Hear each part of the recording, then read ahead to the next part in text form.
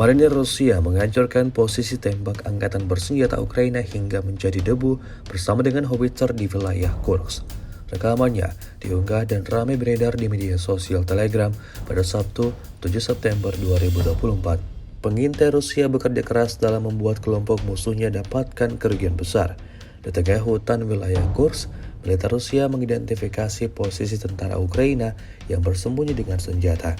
Tak butuh waktu lama bagi militer Rusia untuk menyerang posisi tembak dengan drone, menghancurkan artileri dan gudang amunisi milik pasukan Zelensky.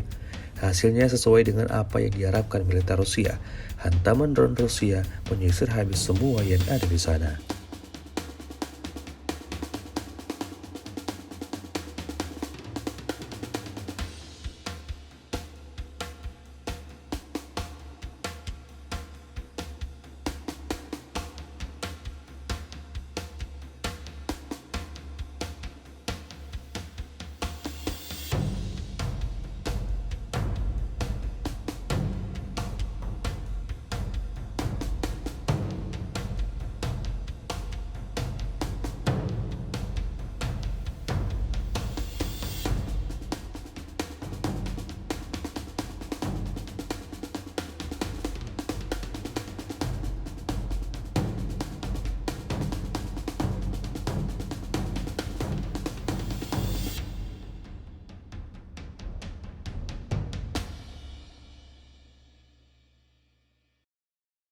Download Tribun X sekarang, menghadirkan lokal menjadi Indonesia.